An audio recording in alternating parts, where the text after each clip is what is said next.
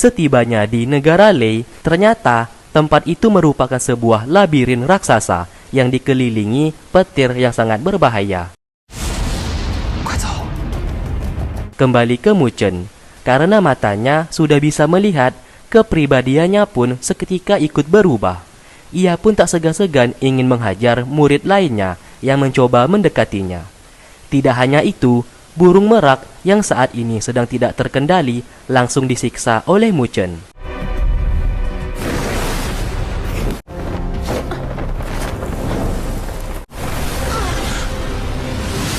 Setelah melakukan semuanya itu, ia justru seketika pingsan di tempat. Karena kejadian itu, King San menghadap ke kepala sekolah dan melaporkan kalau Muchen mengalami kecelakaan.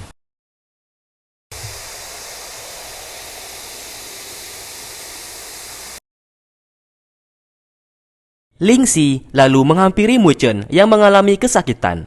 Di sana Lingxi mencoba memeriksa tubuhnya.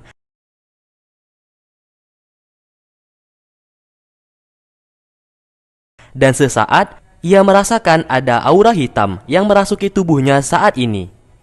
Muchen yang telah sadar sangat terkejut kalau orang yang ia hadapi selama ini merupakan kepala sekolah Bei Changling. Ia pun dibawa ke dalam ruangan kepala sekolah sambil ditanyai apakah benar guru He yang mengobati kedua matanya.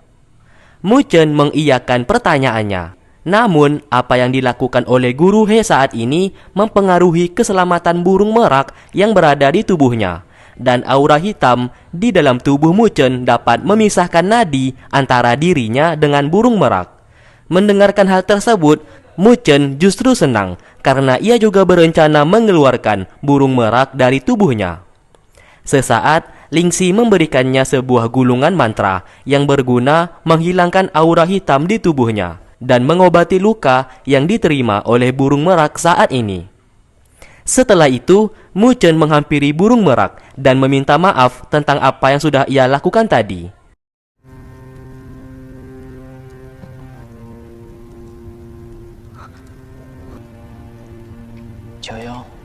Setelah itu, ia mulai mengobatinya menggunakan gulungan mantra pemberian dari kepala sekolah. Dan benar saja, setelah melakukan ritual itu, kini burung merak berhasil keluar dari tubuhnya. Hal tersebut membuat mereka berdua menjadi sangat senang.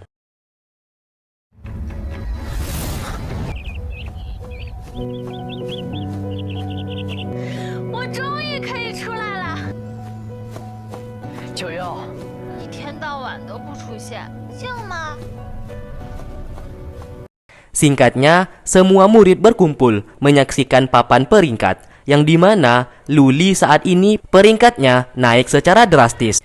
Hal itu dikarenakan Luli saat ini berada di negara Lei. Mengetahui hal itu, Muchen seketika menjadi khawatir dan merasa cemas. Ia pun juga hendak masuk ke dalam negara Lei, namun nilai spiritualnya masih terlalu sedikit, karena untuk bisa masuk membutuhkan 18.000 nilai spiritual. Luli bisa masuk karena ia menggadai pedang klan Dewa Luo miliknya yang memiliki harga yang cukup tinggi.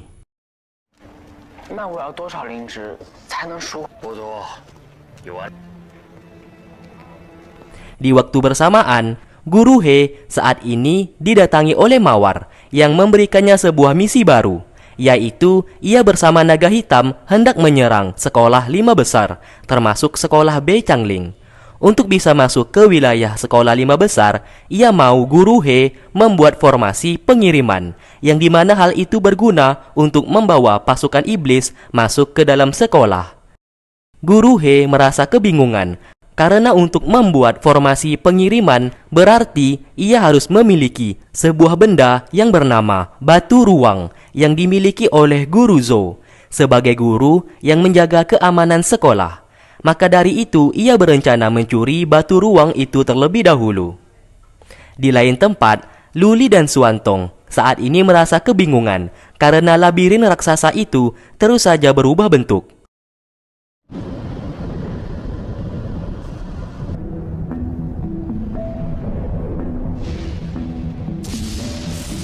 Saat menelusuri labirin itu, sesaat mereka tak sengaja menemukan sebuah pintu. Saat mereka dekati, datang seseorang misterius yang tiba-tiba menculik Luli dan memukul Suantong hingga terlempar.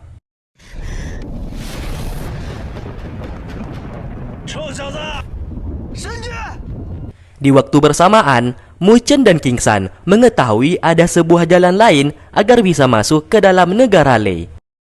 Mereka pun mendatangi sebuah perpustakaan sekolah yang tak boleh dimasuki oleh sembarang orang.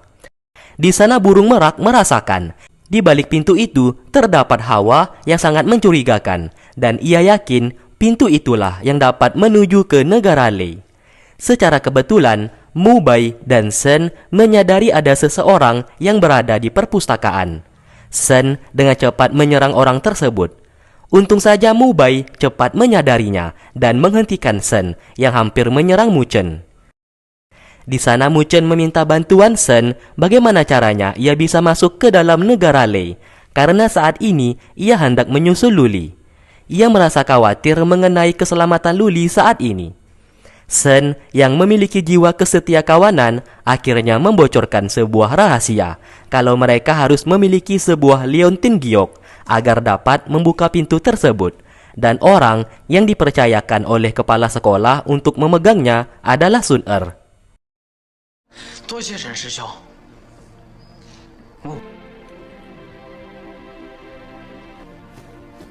雷雨凶险，万事小心。多谢师兄，我会的。 Singkat cerita, King San yang dekat dengan Sun Er mencoba masuk ke dalam kamarnya dan mulai mencari liontin giok tersebut. Saat sedang melakukan aksinya, Sun Er justru masuk ke sana. Ia pun dengan cepat bersembunyi. Tanpa ia sengaja, ia melihat Sun Er yang hendak berganti pakaian.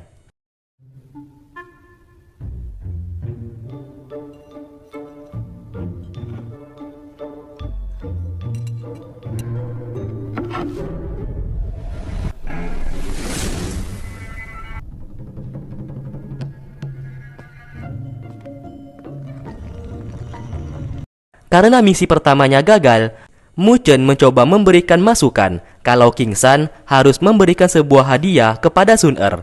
Apabila perhatian Sun Er sudah teralihkan, ia harus dengan cepat mengambil liontin giok yang berada di saku baju Sun Er. 时间不多了，得赶快把玉佩偷回来。还让我去啊，沐晨，你凭良心，我这是在给你创造机会。师姐对你可是青睐有加，我们好歹也是青梅竹马一起长大的兄弟。 Akhirnya, hal itu benar-benar King San lakukan. Ia pun membeli tanaman bunga yang cukup mahal. 不贵，60年才开花一次30卖不卖？最低270。行行行，成交成交。 Dan memberikan tanaman bunga itu kepada Sun Er. Namun siapa sangka, tindakannya itu mendapatkan perhatian dari semua murid yang melihatnya, yang seakan-akan King San sedang menyatakan cintanya. Hal tersebut membuat Sun Er menjadi sangat malu dan terus menolak hadiah darinya. Namun sesaat, ada sebuah fenomena yang aneh terjadi. Sun Er yang melihat itu hendak pergi mengecek. King San lalu memanfaatkan kesempatan itu dengan mengambil liontin giok dari saku baju Sun Er. 我不打扰了。谭青山，跟我超出7日。啊！ 师姐， Setelah misinya berhasil, kini Mu Chen bersama burung merak bisa membuka pintu tersebut dan mulai masuk ke dalam negara Lei. 你能不能飞上去，帮我看？ Saat masuk ke dalam, burung merak yang melihat dari atas mengatakan kalau labirin di sana bisa bergerak dengan sendirinya dan berubah bentuk. Ditambah lagi, petir yang menyambar dapat membunuh mereka berdua.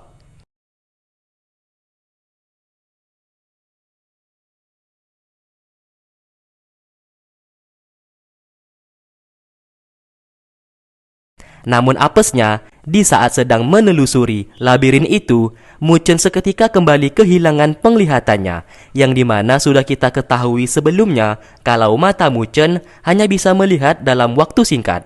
Hal tersebut membuatnya tak bisa melihat kembali. 你站那干嘛呀？你傻了吗？来帮我眼，我眼睛又看不见了。 Akhirnya, burung merak mencoba menuntunnya berjalan. 木山，小心！ 到底怎么了？没什么。往右一。 Semua murid lagi-lagi berkumpul melihat papan peringkat yang menunjukkan nama Mu Chen yang seketika peringkatnya langsung naik. 人的灵值怎么上涨得这么快？ Dari sinilah Sun Er menyadari kalau Liontin Giok miliknya sudah dicuri oleh King San. 不信你看呀、我这什么都没有。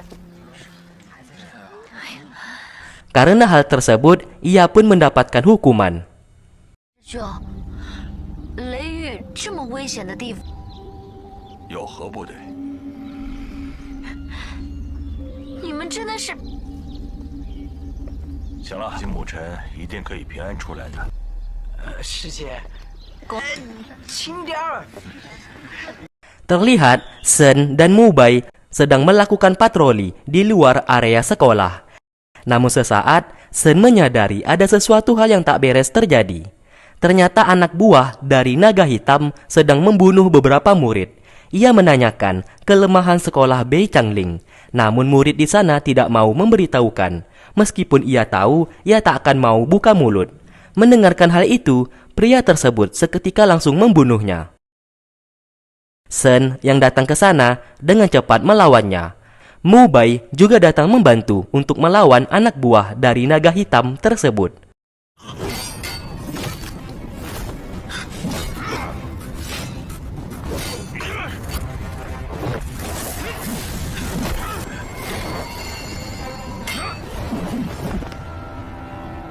Karena kalah kekuatan, pria itu pun langsung kabur dari sana.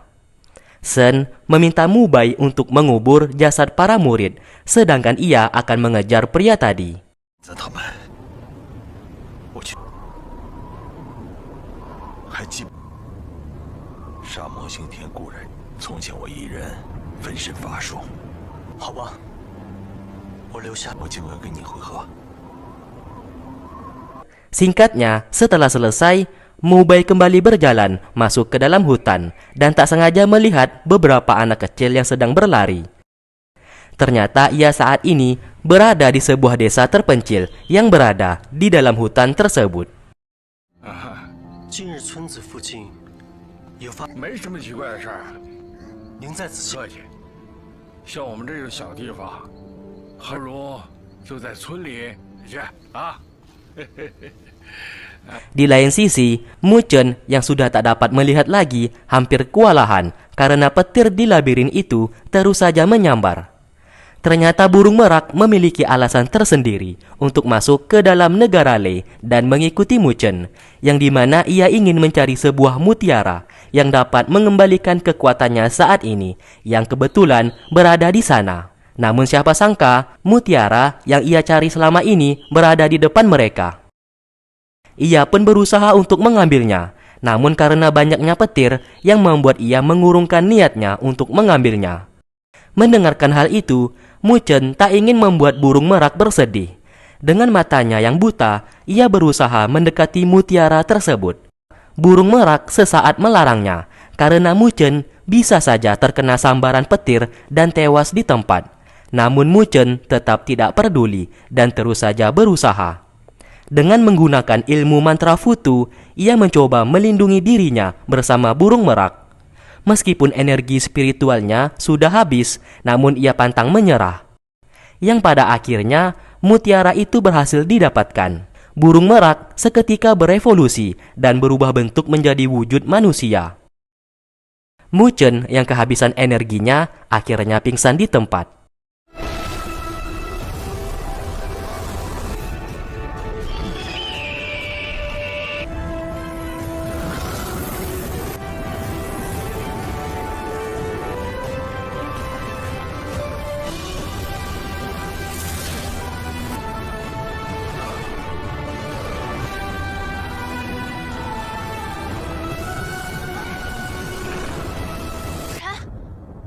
沐晨，你快醒醒，沐晨！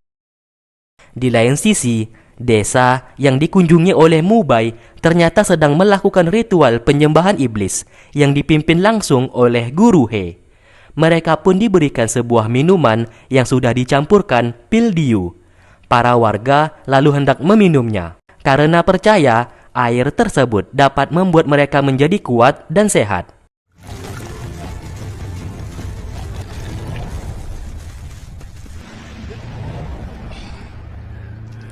Mubai yang melihatnya sesaat teringat dengan kejadian waktu dulu.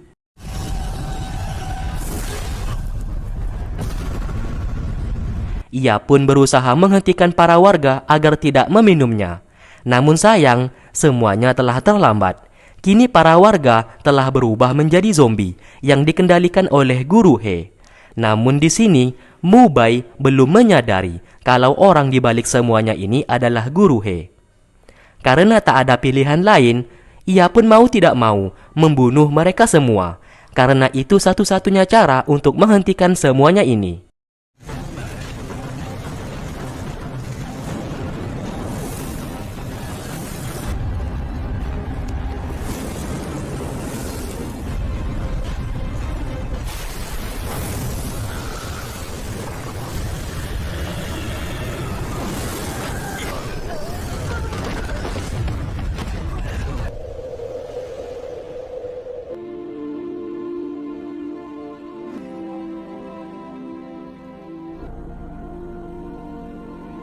Kembali ke Muchen.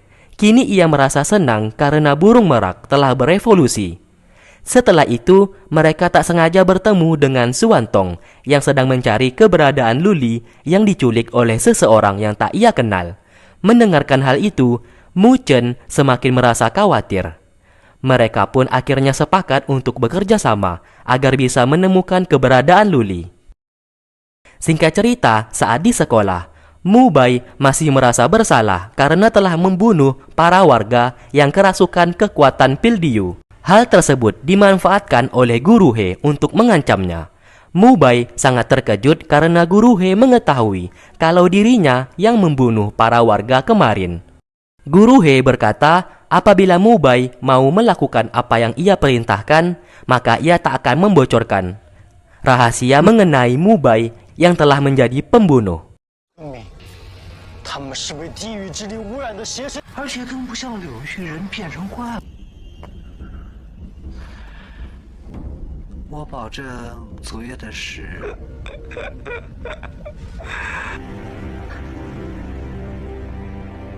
Akhirnya, mereka bertiga berhasil menemukan sebuah pintu tempat pertama kali Luli diculik. Mereka pun segera masuk ke dalam. Ternyata saat ini Luli baik-baik saja. Dan terlihat ia sedang menyapu di sana. Melihat kedatangan Muchen, Luli sangat terkejut.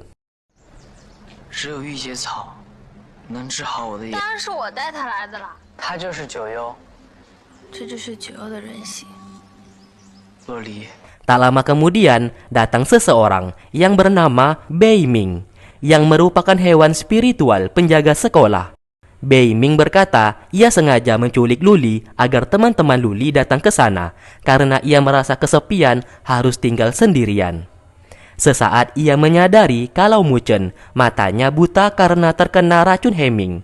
Satu-satunya cara untuk mengobati matanya adalah dengan menggunakan rumput Dewa Yuji.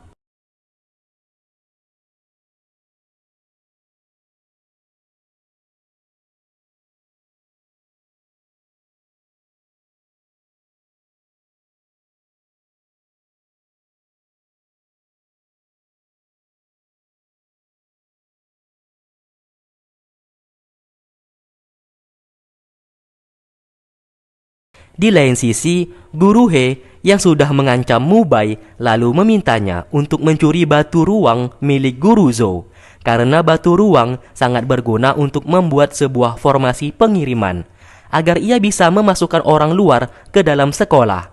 Namun di sini Mubai masih belum tahu kalau Guru He merupakan kaki tangan dari iblis. Awalnya Mubai menolak untuk melakukannya. Namun karena terus diancam dan Mubai takut kasus pembunuhan yang telah ia lakukan sampai terdengar orang lain, ia pun mau tidak mau mengikuti perintahnya. Singkatnya, ia pun segera pergi ke ruangan Guru Zhou. Namun sesaat ada Guru Zhou yang sedang mengambil sebuah barang yang berasal dari dalam kotak yang disembunyikan. 孟刑天大肆抓捕材料交给林徐院长，共。 Setelah Guru Zhou pergi, ia pun mengambil kotak itu. Dan benar saja, batu ruang yang diinginkan oleh Guru He berada di sana. Dengan merasa bersalah, ia pun mengambil batu ruang tersebut.